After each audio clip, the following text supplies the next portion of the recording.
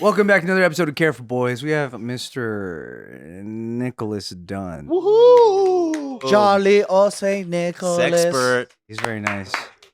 And then we have Miss Melissa Banos. Banyo. Criminal. Here's a funny question. What are some really major positive things in your life that actually had a super tiny percentage of happening? Huh? Like a winning the lotto type thing? Yeah, like good things that occurred in your life that when you really look at it, that had all the odds stacked against it. Like if this didn't happen, like if Mike's song didn't tap me on the shoulder and battle me while I was sea walking, I would never be a dancer. Yeah. Damn. No, I was thinking about even the start of JK. I think probably the JK. Almost like it was like No, it's just like if you think, like if you just think about the odds of things happening or like making something out of nothing and being successful enough to like run an operation for that long. Like when I think back, because like now I like when people ask me about what can I do to get started in social media or whatever, I'm like honestly, it's like just blind faith, like more so than any algorithm or any blind faith and confidence is what I think me and Joe had, and we just couldn't see failure, and he just kept going. Because most logical people would be like, there's this, how are we gonna do this, or but me and Joe just kept going, and it just somehow fucking happened. for barbell, if you hadn't done JK at all, There's no barbell, 100%. no any kind of gym. For sure, no. Because it was because there's JK, and then because there's a following, and more so because of the confidence of having been able to do something that I had like a vision for. It made anything else after that possible. Would there have been a Geo in you think, in any chance, if JK hadn't been a thing? There'd be a Geo because we got together before JK like blew up. Oh, okay. Yeah. So like JK was 2007. We got together 2008, and we're still fucking duct taping cameras to like lamps. So there's an alternate path where you I would have would been a say- doctor and she would have just been in the back still. I would have said the catalyst is going to East LA College. If it was, if you went to East LA College, I went to Gio went to East LA, or no, she was working at the bookstore, right? And then if I didn't join the MMA gym with our mutual friend that was recruiting everybody, that would have we wouldn't be a group of friends. I see. If he didn't go to East LA College after the military, right? So I think that So you could say MMA changed your life. yeah. Sick. And at that time, Joe was a rapper. So his music buddy that he was making music. What? Look, what's happening here? Why are you doing that? Why? Yeah. Why'd you react like that? What does that reaction mean? No, but no, his Arcadia homies would be like, dude, this new guy named Bart fucking pulled Joe away from rapping to go make weird videos. Arcadia homies. Because she's from Arcadia. And you know what's funny? Toki Monster had made one of my tracks back in the day. No. Just one day she was just making beats with one of my friends, and then we all used to hang out at this one house, and it was my friend producer, and she was just like, how do you do that? And then she just kind of went off and did it, and then she had a beat, and I was like, can I rap on that? And then like yeah. Every time he says that, what is this? What Yeah. is Why, this? when he says rap, you just start laughing. What happens? I just can't. Why? I don't know. I don't just. One for the money, two for the show. Let's all go. My name is Joe. My name is Joe. The Joe that I know, so I just can't with the like gangster Joe. It doesn't exist. Alternate universe. It is alternate, yeah. It's crazy. Do you know what'd be funny is if you were able to see the alternate reality if you just didn't go to ELAC and then JK completely exists, but it's just him and Gio. That would be so funny. There would be no way. That'd be impossible. Why? It would be called JG or something. No, Joe Kwan, Jitsukawa Kwan, Gio. I don't think I would ever be online if Joe never Lopez. sent me the Mr. Chin 45 video. Damn. I would never have made a video in response. It just started with you sending videos to each other online Yeah, there purely was for that. yourselves. Really? And people basically like nosed in and saw them, right? Yeah. We didn't know that. We thought YouTube was like Vimeo, where you just upload stuff and you send it. A private person. Or like Photo Bucket. It was a new version of megaupload.com. So we thought it was. Or at least what I thought. But we didn't know like people can watch, like the public can watch it. Like we thought it was private videos. So it really started with Joe sending me that video, and then I sent, or else I would never be online. Dang. That's nuts. What about for you, Anthony? Is it your moment of Mike's song? Tapping you on the shoulder. There's a million of those moments put together that like make up a situation. It could have been the fact that me and Victor both showed up late to Spot, which was our incoming freshman orientation, so that's how we met. It could be What if you never went to UCI? Because that's kind of where it all went down with the dance and all. yeah. that. If I never went to UCI, I don't know if I'd be a dancer, but I would if I ended up at another school that also had like a prominent dance scene. As high as Cabo Modern, though. No, I think here's the true unique biggest difference. It's not that like UCI just had like dope dance teams. It's that you had a guy who's incredible, like a Mike Song, who desperately so bad wanted to be a dancer and have dance friends that he would go around all of Torrance to try and seek other dancers when all the Koreans during that era were too busy trying to be gangster, right? And he'd be like, yo, I just want to like dance though. And he would just try to find anybody. So he looked at a loser dancer like me and was like, he likes it, fuck it. You want to hang out, man? Fuck it. And he just like pitied the fool. And then if He pulled you here like this? yeah, that fool. No, even that's whack. Imagine worse. Worse than that? I know. It gets crazy. So Mike's like a real like influence, like he like pulling people together type person. I think yes, absolutely. But I think he just like was like the number one influencer for me specifically. I'm sure he influenced everybody generically. Or like pulling people together. That's crazy. Just trying to find people to dance with. Yeah, he did that. dance tonight. I just think me specifically, who had like maybe no business dancing, was just like, oh, I always liked it. But then a really dope guy who was also randomly like internet famous through the Elsewhere clip on E-Mom's World. That's right. You know, it's also a very unique variable. He was the guy after the white. Of all the guys to dance with, it's him. That's crazy. and I didn't even know for the first year. It's so crazy that you have so much footage of you dancing in your earliest year. Yes. And I watched that and I don't even recognize who that is. Just stop watching it, maybe. That's fine too. Yeah, is it good that I you have that mean- much footage from that time? I think the point is when I started so late. I started dancing at 18. Like it's literally started in college. Usually people are like finding their footing and their profession already. Wait, you hadn't danced before you were 18? No. Well, that's wild, Anthony. He's a natural, dude. I'm telling you. I've been trying to tell you. Very That's talented. crazy. But again, if I would have had just like, let's say Joe was the guy who tapped me on the shoulder and he was like, yo, man, I really love dancing. Come dance with me. I'd probably just be like working in sales right now. What's wrong with that? I'm not Mike Song. He's not as good. I think the fact that like the dude who tapped me on the shoulder also happened to be somebody who became like world famous in his craft and highly influential. And then that guy ended up being my best mate. I'm like, fuck. Best mate, huh?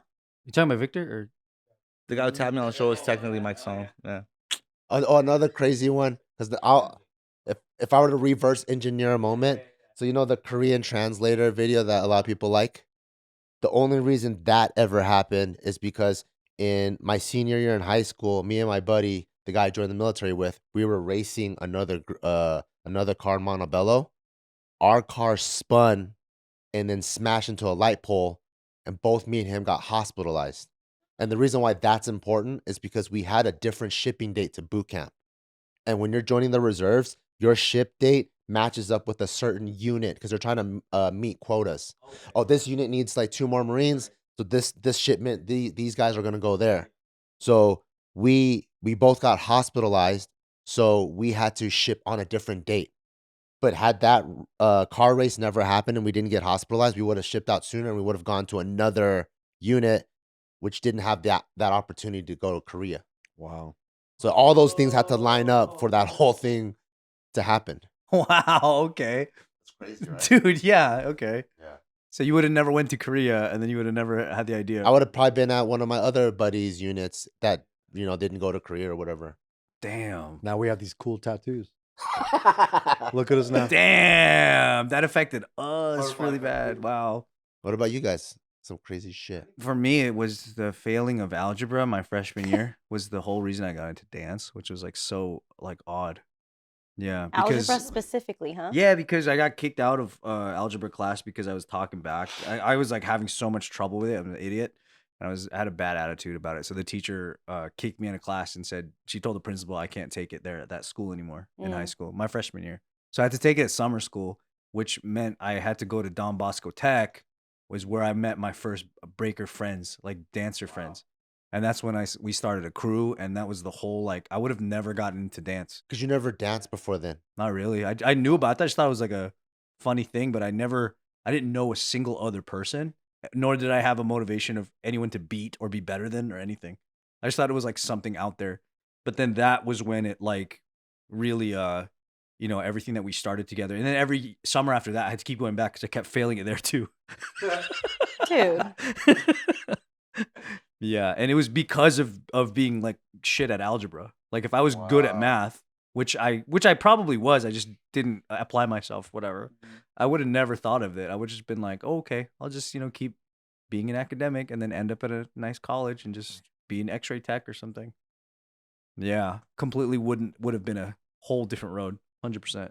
I think for me, it was at the moment, like when we graduated, it was during the recession. It was 2009. So then it was so hard to find a decent job. So I think at the moment I felt like, damn, this sucks. I can't get a job and I have a college degree and I was told that I can have a way better job. And then like that really pushed me to go, fuck, man. Well, if it's going to be like this, then what? Let's just do YouTube. And I think up until that point, I think we both were like, oh, this is fun, but it feels like a college thing. You can't do this as an adult. And then like Bart, I think still had the mentality of like, he's going to be a doctor. But then I think because of the recession, because we couldn't find jobs, it was just like, well, fuck it. Let's just do this full time. But I think up until like, even though we started JK years before, I think that was actually the moment when we're like, all right, we're going to do this seriously. Yeah, where it was like, we're going to commit actual time to it. Yeah. And then make it a career. But I think at any moment before that, if things worked out and we had like serious jobs and stuff, and then we could pay the bills and be an adult, I think we would have quit. I think if we actually became cops or whatever, like we would have quit. I think that's probably the best point of all, is that a lot of the best stuff that happened was because something really didn't work out, That's why I'm like, if you guys think something temporarily just fucking sucks and you didn't get what you want, sometimes, I don't know if it's the universe telling you, but it's not what you fucking want, dude. It's the universe telling you. How sweet. Because imagine if you got what you wanted or you thought you wanted at the moment. Yeah. Imagine if Bart was your freaking doctor. What the hell? Yeah, see, shots fired. What the dude. hell? I think I'd be a good doctor. And he leaves when he does surgery, he leaves the tools in your belly and shit. He periscopes your asshole. Just prescribes you I seahorse. don't think that you wouldn't know your stuff. I just, because of how I know you, I can't take you seriously. You'd be a goofy doctor, dude. You would like crack jokes with people. And people would be like, If you didn't know anything about him, though, and you just walked in, you saw this like Asian looking dude, you'd be like, oh, okay. Why? Just What do you because he's mean? Asian? yeah, for sure. If he was just wearing a white coat, Yeah, Asian doctors look trustworthy. Yeah, for sure, for sure. that hairstyle, I'm like, yeah, okay. Nah, dude. I'd be like, that guy's a scam artist. What the hell? A scam artist? I think we were trying to be cops. Remember the last year? We're like, hey, it doesn't seem like we're gonna be able to graduate. You look like a retired cop now. Yeah. With no pension. I got fired for corrupt shit, you know? We should get you those holsters that you sling across. You put it on your jacket. That'll be perfect. You look like you would be a detective. Really? Why'd you laugh, dude? He's actually the pit bull on the detective's crime squad. Why'd you laugh like that? And why are you looking at me laughing? It's so random. I don't know. He has like the detective voice. Oh yeah, he does. When I was a kid, I wanted to be a cop, a detective. Yeah. I was like, that's what I want to be. Do you think you almost didn't get into fighting? Nah, there was something that like just drew me to it because I think after high school, like I just kind of wanted to like be a man. You know what I mean? Like I wanted to like do something that because I was really. Why are you laughing? I was very. I know, right? No, it was because I was like, I felt like I lived my whole life with ladies, all the time. And I was like, I gotta go do something. His sisters. He's not like some pimp or something. No, not a pimp. But it's crazy because there was this dude on my water polo team who randomly joined this gym, and it was called Fight Academy. That was the first gym I started training at. And I remember being like, hey, how's that gym? I was thinking about looking for a place to train. And he's like, dude, come on in. I started training. He quit like 2 months later. And then I was just training there since I was 17 until I was like 28. 28 is Dang. The same gym? same gym. I was there for so long. And I started working there, and pretty much like everything all the people I've met, all the connections I've ever had was all through training. So it was just like, once I started that, it just kept going. Because it was like, the thing about martial arts is like, it's weird because you get all kinds of people from every walk of life that is seeking like the discipline or just the training aspect, the exercise.